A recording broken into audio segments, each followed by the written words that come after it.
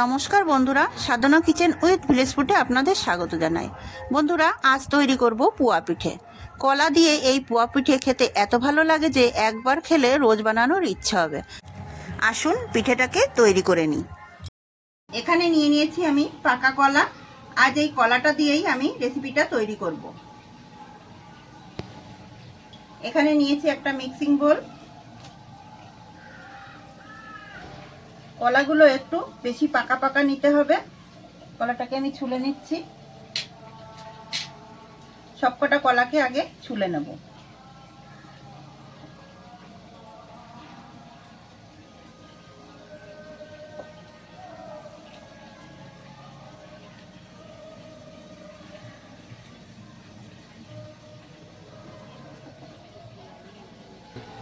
এখানে একটা গ্রেটার নিয়ে নিয়েছি।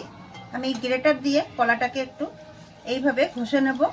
গ্রেটার দিয়ে ঘষে নিলে কি হবে, কলাগুলো কিন্তু একদম মিহিভাবে পড়বে, দানা দানা ভাবটা থাকবে না। এইভাবে আমি প্রত্যেকটা কলাকে ঘষে নেব।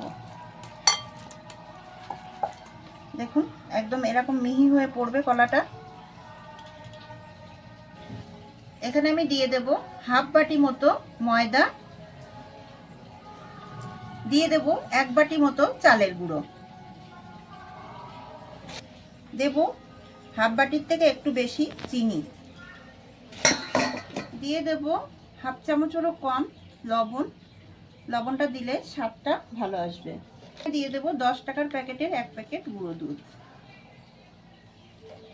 ভালো করে মেখে নেব।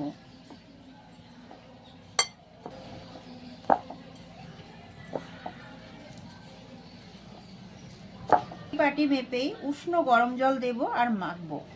এখানে অল্প অল্প করে জল দিতে হবে আর মাখতে হবে, একবারে দেওয়া যাবে না।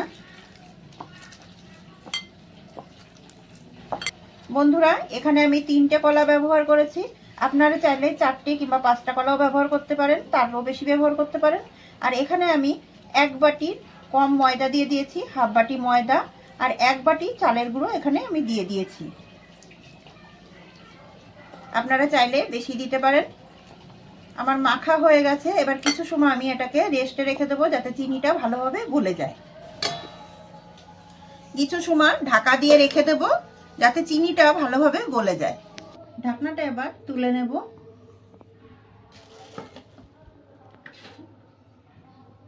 দেখুন, ব্যাটারটা অনেকটা ঘন হয়ে গেছে। এর মধ্যে আর একটু জল দিয়ে দিতে হবে। এখানে আর একটু জল দিয়ে আমি ব্যাটারটাকে একটু পাতলা করে নেব। এখানে এই বাটির আর হাফ বাটি জল দিয়ে আমি ভালো করে ব্যাটারটাকে তৈরি করে নিয়েছি। দেখুন, ব্যাটারটা ঠিক এরকম হবে,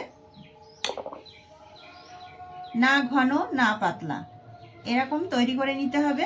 এবার আমি রান্নার দিকে চলে যাব। গ্যাসের উপর কড়াইটা চাপিয়ে দিয়েছি। এখন আমি দিয়ে দেব রিফাইন তেল।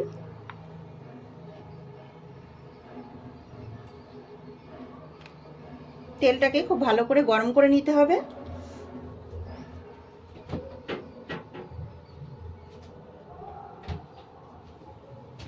দেখুন বন্ধুরা, পিঠেটা কত সুন্দর ফুলে উঠেছে। সব পিঠেগুলো কিন্তু আমি একই রকমভাবে ভেজে নেব। আর প্রত্যেকটা পিঠে কিন্তু এরকম ফুলকো ফুলকো তৈরি হবে।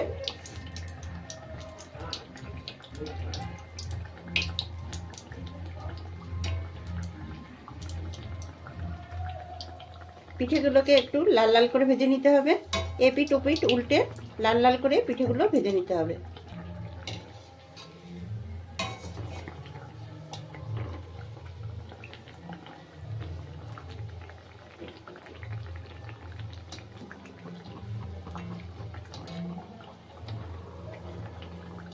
পিঠেটা আমি উল্টে পাল্টে ভেজে নিয়েছি, এবার তুলে নেব।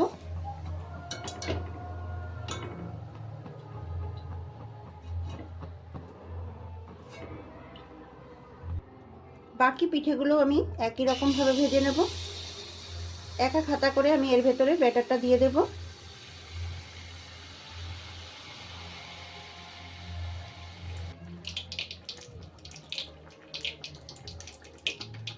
এক পিঠ যখন খুব ভালোভাবে ভাজা হয়ে যাবে তখন আর একটা পিঠ উল্টে দিতে হবে।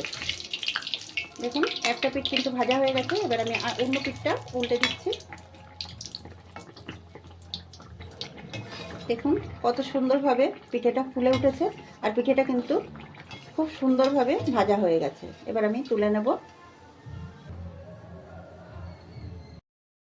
দেখুন বন্ধুরা, পিঠেগুলো কত সুন্দর হয়েছে, আর পিঠেগুলো ফুলে কিন্তু একদম ডবল হয়ে গেছে।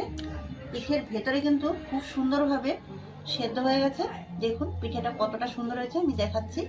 দেখুন পিঠের ভেতরে কিন্তু একদম এই যে ফাঁকা, কতটা সুন্দরভাবে পিঠেটা তৈরি হয়েছে। দেখুন